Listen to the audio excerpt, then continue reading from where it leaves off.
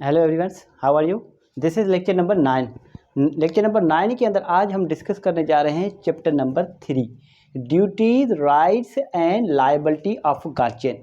के एक गार्जियन की ड्यूटीज़ क्या होंगी, उसके राइट्स क्या होंगे, ठीक है, और उनका फ़र्ज क्या होगा। आ रही बात समझ में वो गार्जियन के। ये हमारे पास चैप्टर जो है इसके अंदर टोटल सेक्शंस जो हैं 20 से लेकर 42 तक है। आज हम पढ़ेंगे इसका छोटा सा पोर्शन जो कि है जनरल, ठीक है, जिसके अंदर सेक्शंस आ जाते हैं सिर्फ 20 से लेकर 23 तक। सिर्फ 3 लेक्चर हमारे पास सेक्शंस आते हैं। आइए इसकी बे रीडिंग कर लेते हैं। हमारे पास सेक्शन नंबर 20 देख लेते हैं हम कि सेक्शन नंबर 20 क्या है। सेक्शन नंबर 20 बात करता है fiduciary relations, fiduciary relation of guardian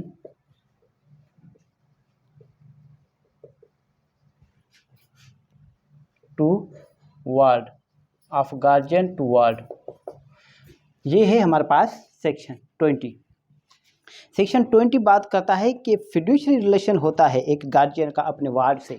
अब फिड्यूशरी का मतलब क्या होता है, जैसे कि एक बाप का अपने बेटी से रिश्ता होता है, एक माँ का अपने जो है बेटे से रिश्ता होता है, एक बेटी से रिश्ता होता है, या फिर जो बाप का है अपनी बेटी के साथ रिश्ता होता है, वो कहलाता है फिड्यूशरी रिलेशनशिप। फिड्यूशरी मीन्स हमारे पास मुखलसाना, मतलब मुखलिस पाक रिश्ता, ठीक है, या फिर वफादारी का रिश्ता।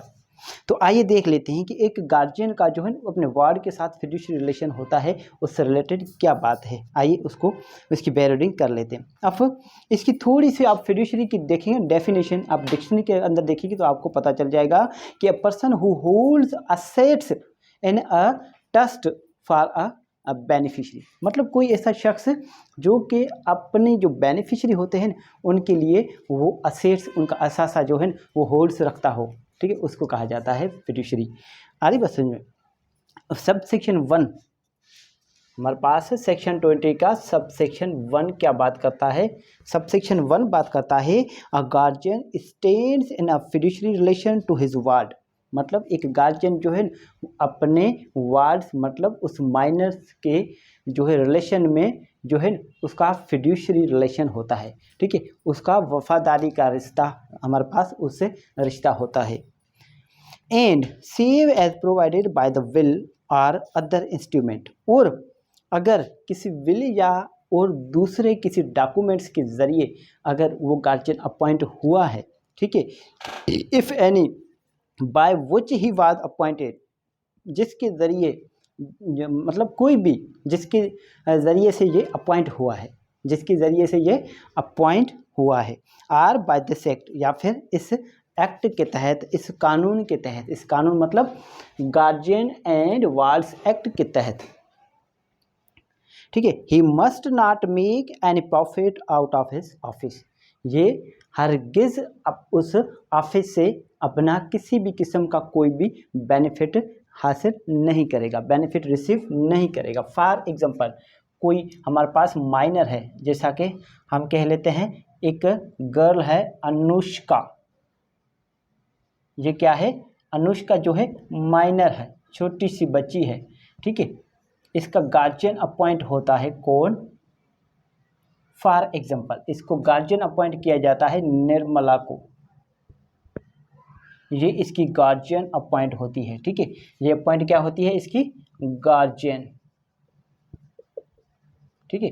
तो ये जो गार्जियन है अपने माइनर की असेट्स जो होते हैं उन सब असेट्स का ख्याल रखेगी, मुकम्मल तौर पर ख्याल रखेगी। किसी भी किस्म का जो अनुषा जो है, अनुषा की जो भी प्रॉपर्टीज़ हैं, ठीक है, अनुषा की जो भी प्रॉपर्टीज़ हैं, या फिर अनुषा की गार्जियन होने के नाते किसी भी किस्म का कोई भी बेनिफिट नहीं लेगा, क्या नहीं लेगा, बेनिफिट नहीं लेगा, हरगिज़ कोई भी बेनिफिट नहीं लेगा, ठीक है, यहाँ तक बात क्लियर है, ठीक है। आउट मतलब क्या है, आउट ऑफ हिज ऑफिस, मतलब इसको गार्जियन अपॉइंट किया ना, तो ये एक उसकी हमारे पास कहलाएगी ऑफिस कहलाएगी।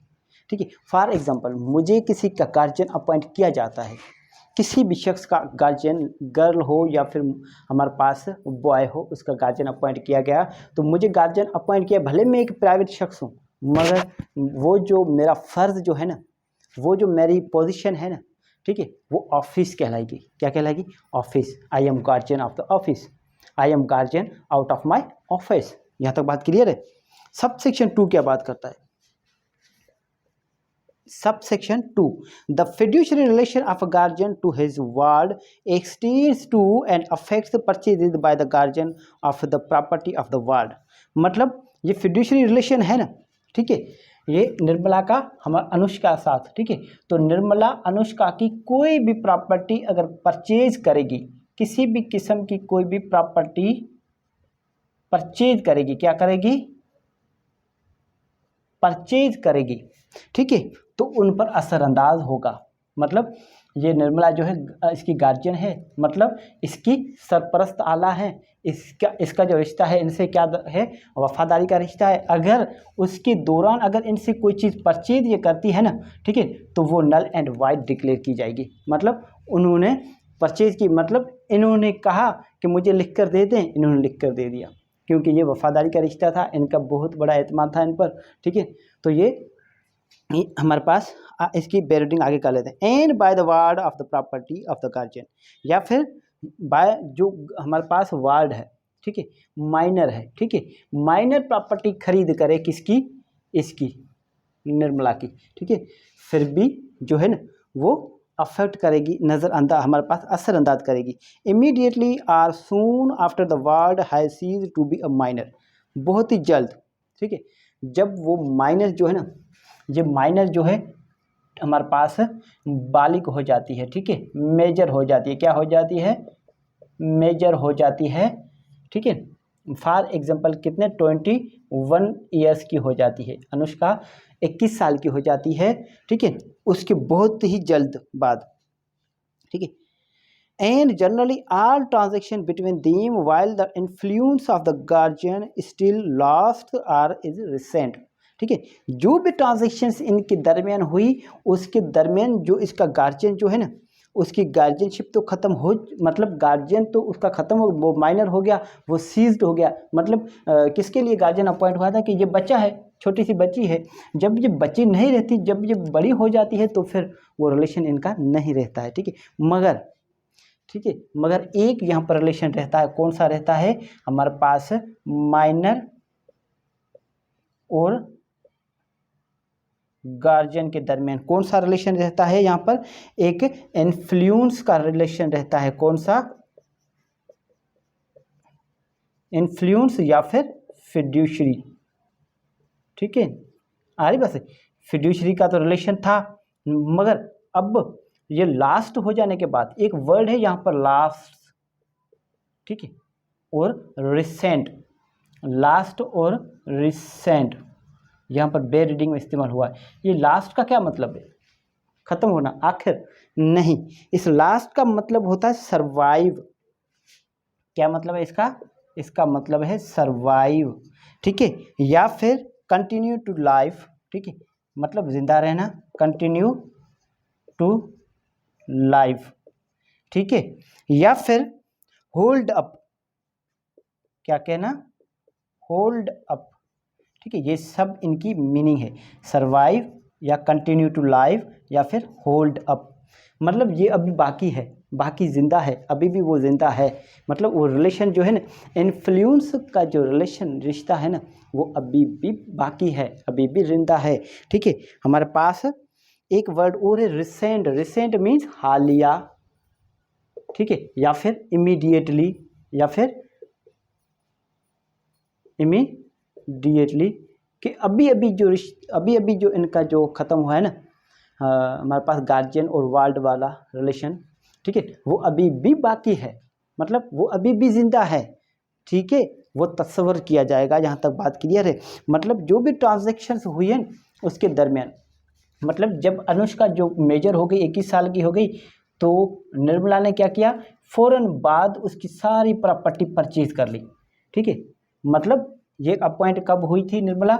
ये अपॉइंट हुई थी हमारे पास 2020 में, ठीक है। और 2021 में 2022 में ये अनुष्का मेजर हो गई। जैसे ये मेजर हुई, निर्मला ने सारी प्रॉपर्टी परचेज कर ली इनसे, ठीक है, सारी प्रॉपर्टी इनसे अपने नाम पे करवा ली, ठीक है। मगर ये मेजर तो हो गई, ये इसका मतलब इसका ये मानना था कि अब तो ये मेजर हो गई, अब तो मुझे लिख के दे सकती है, ठीक है। तो इन्होंने तो अपने नाम पे करवा दी, फिर चाहे इन्होंने पैसे दिए हों इनको, मगर फिर भी अगर ये माइनर चाहे, ठीक है, तो क्लेम कर सकता है और उसके बुनियाद पर ये नल एंड वाइड करार दिया जाएगा, क्योंकि ये रिलेशन हमारे पास मेजर होने के बाद भी उसका इन्फ्लुएंस जो है ना वो ज़िंदा था, वो बाकी था, ठीक है। यहाँ तक बात क्लियर है। ये हमारे पास आप नोट कर लें, इसके बाद हम आगे जो है ना सेक्शन डिस्कस करते हैं, ठीक है। इसके अंदर किसी भी किस्म का कोई भी सवाल हो तो आप मुझसे पूछ सकते हैं। Thank you. इसको आप बहुत जल्द नोट कर लें। जी, आपने नोट कर लिया। अब चलते हैं हम सेक्शन नंबर 21 पर। सेक्शन नंबर 21 बात करता है कैपेसिटी ऑफ माइनर्स। अब माइनर की कैपेसिटी आ गई, मतलब माइनर की नाबालिग बच्चे की सलाहियत की बात आ रही है टू एक्ट एज गार्जियन, ठीक है। मतलब नाबालिग बच्चा जो है, नाबालिग बच्ची जो है वो भी एज अ गार्जियन बन सकती है, बिल्कुल बन सकती है। आइए वो देखें किन सूरतों में। A minor is incompetent to act as guardian of any minor, ठीक है। माइनर जो है ना वो इनकॉम्पिटेंट है, ठीक है। एक माइनर जो है वो बेसिकली इनकॉम्पिटेंट है,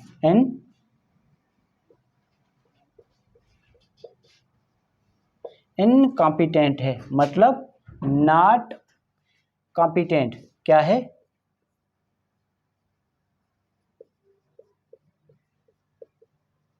नॉट कॉम्पिटेंट, मतलब ये कॉम्पिटेंट नहीं है, ये अहल नहीं है।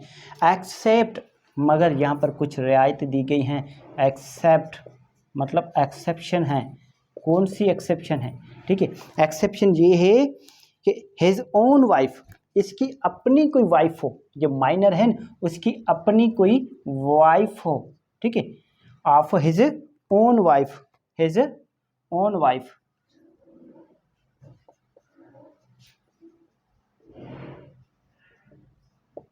इसकी अपनी को वाइफ हो, या फिर और क्या है आर चाइल्ड, या फिर इसका अपना कोई बच्चा हो, और हिज ओन चाइल्ड। यहाँ पर हिज भी है और यहाँ पर हर भी इस्तेमाल होता है। हर ओन वाइफ, हमारे पास हर ओन, अगर हर यहाँ पर लगाएंगे तो यहाँ पर आ जाएगा हस्बैंड। क्या आ जाएगा? हस्बैंड, ठीक है। हिज ओन चाइल्ड, ठीक है, यहाँ पर आ जाएगा हर, मतलब लड़की भी हो सकती है, लड़का भी हो सकता है, ठीक है।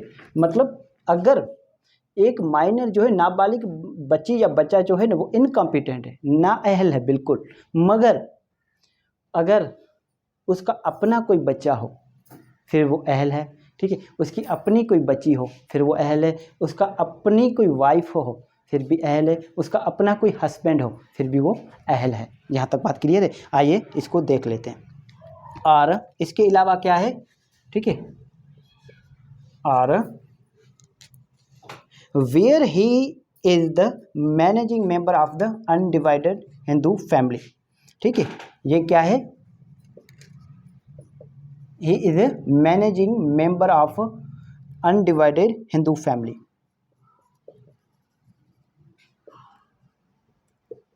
ठीक है। उसके अलावा क्या है? द वाइफ और child of the an other minor member of that family, ठीक है। कोई उसकी वाइफ हो या फिर क्या है, और child of undivided Hindu family, undivided Hindu family.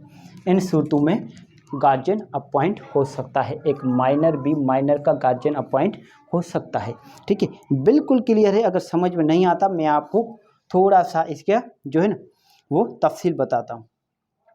यहाँ पर ये क्या जो बात हो रही है capacity of minors to act as guardian, यहाँ पर सिर्फ और सिर्फ पर्सन की बात आ रही है, ठीक है। गार्जियन ऑफ पर्सन ऑफ, यहाँ पर सिर्फ पर्सन की बात, प्रॉपर्टी की बात नहीं आ रही है। एक माइनर जो है, माइनर की प्रॉपर्टी का गार्जियन कभी भी नहीं होगा, ठीक है, कभी भी नहीं होगा। एक माइनर का गार्जियन हो सकता है, मगर वो सिर्फ पर्सन का, मतलब एक बच्चे का जो है गार्जियन बन सकता है। एक माँ जो है एक बच्चे की गार्जियन बन सकती है, एक माँ जो है एक बेटी की गार्जियन बन सकती है, एक हस्बैंड जो है अपनी घरवाली का जो है गार्जियन बन सकता है। सिंपल है, फिर भी मैं आपको काफ़ी सारे एग्जांपल दे देता हूँ, ठीक है। मतलब फॉर एग्जांपल ये निर्मला है, ठीक है, इसकी एज जो है, ये एज है इसकी 17 ईयर्स। कितनी एज है? 17 ईयर्स। इसकी 17 साल उम्र है, ठीक है। ये अब गार्जियन बनना चाहती है, ठीक है, किसकी? हमारे पास ये माइनर है, कौन माइनर है? एक्स, ठीक है, नाम दे देते हैं फॉर एग्जांपल, ये नाम है अनुष्का। अनुष्का की ये जो गार्जियन बनना चाहती है, ठीक है। तो क्या कोर्ट कहेगी कि नहीं, आप इनकॉम्पिटेंट है, आपकी अपनी उम्र, आप खुद जो है माइनर हैं, आप दूसरों की क्या संभाल करेंगे, ठीक है। आ रही बात समझे? और ये निर्मला कहती है कि अनुष्का की प्रॉपर्टी उसका मुझे गार्जियन बनाया जाए, ठीक है। पहले इन्होंने मांगा कि इसकी जो अनुष्का की जो प्रॉपर्टी है उसका मुझे गार्जियन बनाया जाए, कोर्ट ने कहा नहीं। तो इसने कहा चलो ठीक है, प्रॉपर्टी मुझे नहीं चाहिए, मुझे जायदाद नहीं चाहिए, मुझे अनुष्का का खुद का जो है गार्जियन अपॉइंट किया जाए, ठीक है। कोर्ट ने कहा हमारे पास पर्सन का, कोर्ट ने कहा नहीं, ठीक है। मगर अब यही निर्मला आके कोर्ट में कहती है कि ये जो है ये मेरी बेटी है, मतलब इसकी 16 साल में इसकी क्या हो गई थी? शादी हो गई थी, 17 साल में अलग हो गए, और अनुष्का अब इसको चाहिए, तो ये जो है ना इसको ले सकती है। और इन सूरत में कोर्ट जो है गार्जियन अपॉइंट कर सकती है कि ठीक है आपकी बेटी है, आप खुद बची हैं, मगर फिर भी आपकी बच्ची है ना, ले जाएं, आप संभालें अपनी बच्ची को, ठीक है। इसी तरह मैं आपको एग्जांपल दे देता हूं ताकि आपको अच्छी तरह से समझ में आ जाए।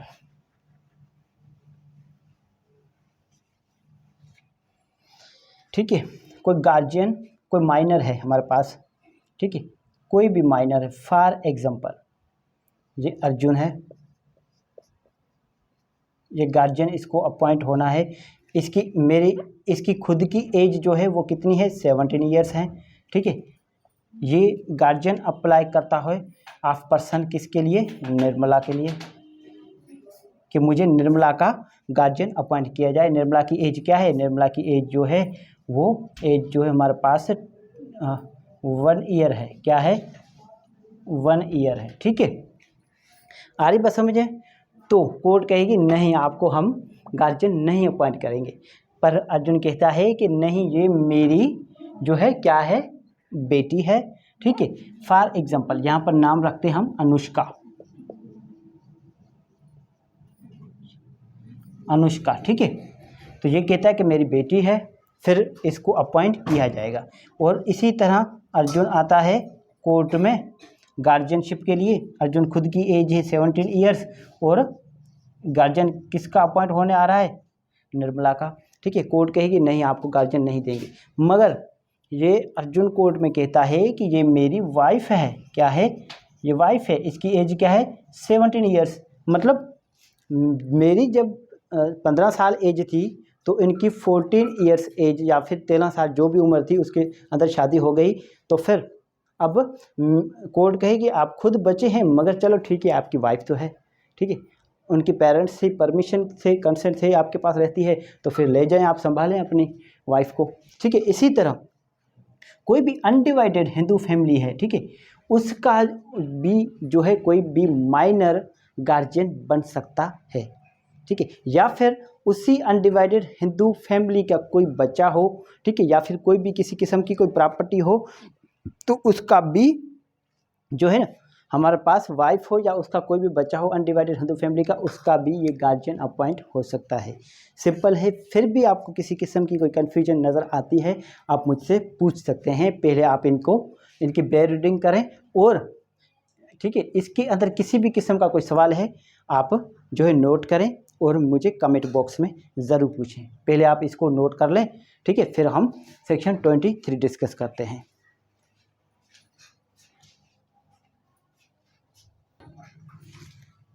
जी डियर फ्रेंड्स, नोट कर लिया आपने, ठीक है। अब हम चले जाते हैं सेक्शन 20, हमारे पास है 22 पर, ठीक है। 22 बात करता है रिम्यूनरेशन ऑफ अ गार्जियन, मतलब जो गार्जियन है उसका मुआवजा, मतलब जो गार्जियन अपॉइंट होगा, ठीक है, उसकी तनख्वाह तो होनी चाहिए, ठीक है, उसकी सैलरी होनी चाहिए, उसको भी कोई बेनिफिट तो हो ना।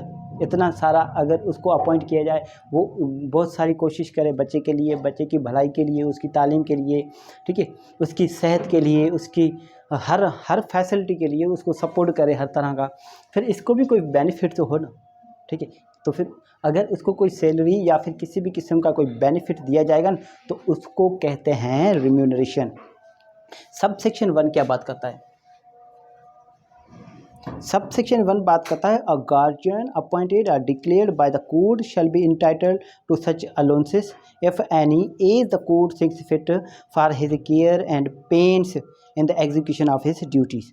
मतलब ये जो गार्जियन अपॉइंट होता है ना, वो अपॉइंट होता है या डिक्लेयर होता है कोर्ट, वो हकदार होता है अलाउंसेस का या फिर किसी भी किस्म की मतलब रिम्यूनरेशन का, ठीक है, जिसके लिए मतलब court thinks fit for his care and pens, मतलब इसने जो केयर्स की, इस बच्चे की केयर्स की और जो पेन्स की है।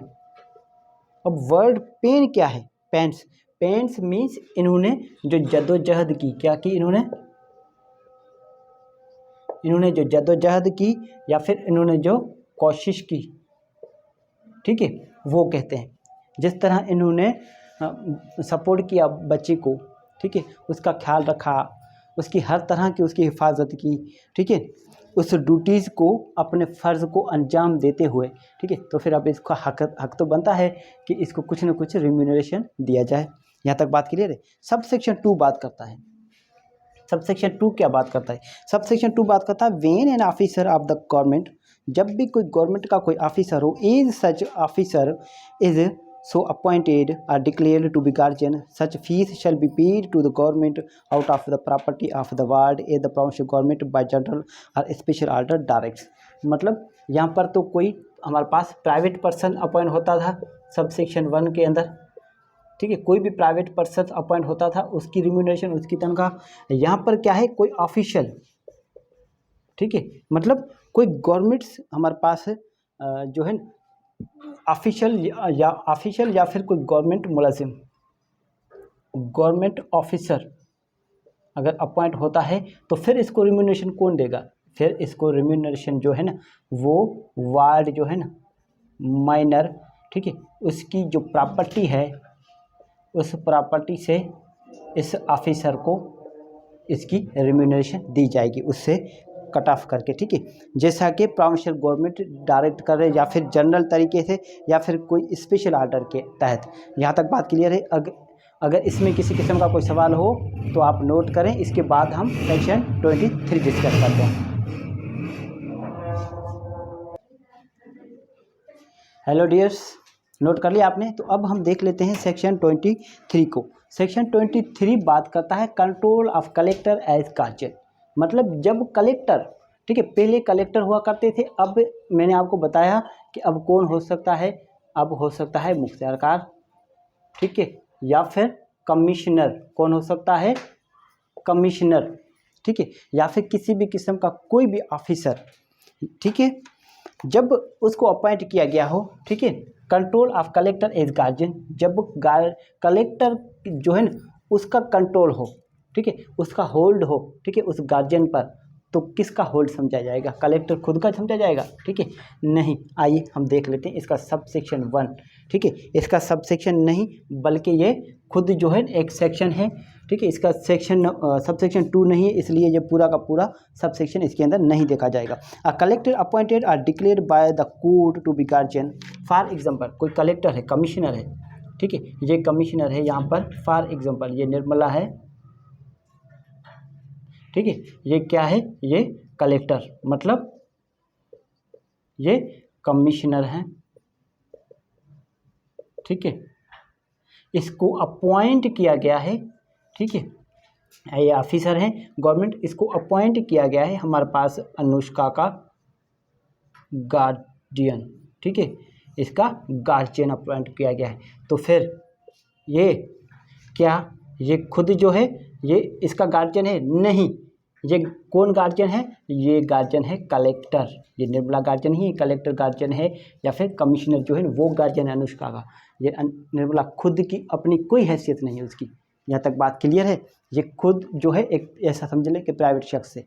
इसकी जो ऑफिस है ना, बाय वर्च्यू ऑफिस मतलब जिस ऑफिस को वो होल्ड कर रहे हैं उस ऑफिस को वो दिया गया है। फॉर एग्जांपल आप किसी जो हमारे पास पॉलिटिकल पार्टी से आप बिलोंग करते हो, आपको टिकट दिया जाए तो फिर वो आपको टिकट नहीं मिल रहा है, वो आपकी जो नशिस्त है ना, वो जो आपका एनए है, ठीक है, आपकी जो सीट है ना, उसको टिकट दिया जा रहा है। आ रही बस मुझे, एक किसी शख्स को नहीं दिया जाता है। यहाँ तक बात क्लियर है? ठीक है, तो फिर क्या होगा, ठीक है, of guardian of a property or person or property of both, मतलब ये जो कलेक्टर जो है वो किसका हमारे पास गार्जियन हो सकता है? पर्सन का भी हो सकता है, अनुष्का का खुद का हो सकता है, और अनुष्का की जो प्रॉपर्टी है उनका भी गार्जियन बन सकते हैं। ठीक है, गवर्नमेंट ऑफिशियल हैं, ठीक है, या फिर किसी एक का बन जाए, अनुष्का का बन जाए, या फिर उसकी प्रॉपर्टी का बन जाए, या फिर दोनों का बन जाए, बोथ का बन जाए। यहाँ तक बात क्लियर है? इसको थोड़ा आगे से इसको हम डिस्कस करते हैं। Of a minor shall in all matters connected with guardianship of his ward, मतलब जो भी मैटर्स हैं गार्जियनशिप्स के, ठीक है, वो सब उनसे रिलेटेड होंगे, कनेक्ट होंगे, ठीक है, उनसे जुड़े रहेंगे। Be subject to the control of the state government, मतलब ये सब के सब ये जो गार्जियन है ना, इसकी जो भी ये देखभाल कर रहे हैं, जो कुछ भी कर रही है कमिश्नर, जो गार्डियन है, गवर्नमेंट गार्डियन है, ठीक है, ये कंट्रोल में माना जाएगा। किसकी control? Control of collector as guardian. ठीक है, थोड़ा सा आप समझने की कोशिश करें, जब आप जो भी सेक्शन पढ़ें उसका जो टाइटल है उसको आप समझें। ठीक है, कंट्रोल, अब कंट्रोल किसका, बात यहाँ पर आ जाती है कंट्रोल। अब किसका कंट्रोल होगा यहाँ पर? Control of state government. अब स्टेट गवर्नमेंट नहीं है, मैंने आपको पहले बताया, यहाँ पर कौन सी है? Provincial government. किसका कंट्रोल होगा? प्रोविंशियल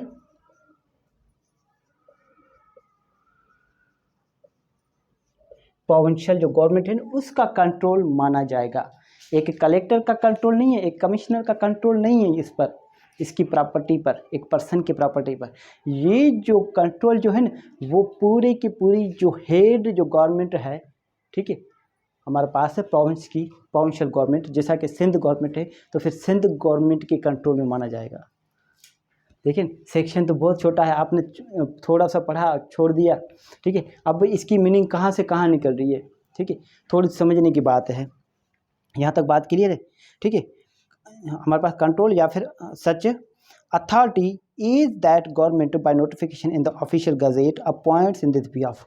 अब जो प्रोविंशियल गवर्नमेंट है वो किसी अथॉरिटी को भी अपॉइंट कर सकती है, bye general notification, special order के तहत भी कर सकती है ऑफिशियल गजेट में। ठीक है, अथॉरिटी कौन सी? जैसा कि कोई एनजीओ वगैरह हो, कोई प्राइवेट एनजीओ हो, कोई भी ट्रस्ट वगैरह हो, उसको भी ये कंट्रोल, उसका इस जो कंट्रोल जो है ना, गार्जियन के जो कंट्रोल है गवर्नमेंट जो हमारे पास है प्रोविंशियल गवर्नमेंट के तहत जो भी गार्जियन अपॉइंट होते हैं, ये प्रोविंशियल गवर्नमेंट किसी और को भी डिप्यूट कर सकती है, किसी अथॉरिटी को। ठीक है, किसी और को भी इख्तियार दे सकती है, तो फिर इख्तियार मिल गए तो फिर वो इसका कंट्रोल माना जाएगा। यहाँ तक बात क्लियर है? बहुत सिंपल है। अगर फिर भी आपको किसी किस्म की कोई समझ में ना आए बात, किसी भी कोई भी सेक्शन में कन्फ्यूजन हो, आप पर्टिकुलरली आप मुझसे पूछ लिया करें कि सर हमें ये सेक्शन जो है समझ में नहीं आया। मैं कोशिश करूँगा कि उन पर स्पेसिफिकली ऑडियो या फिर वीडियो रिकॉर्ड करके आपको जो है पर्सनली सेंड कर दूँगा। ठीक है।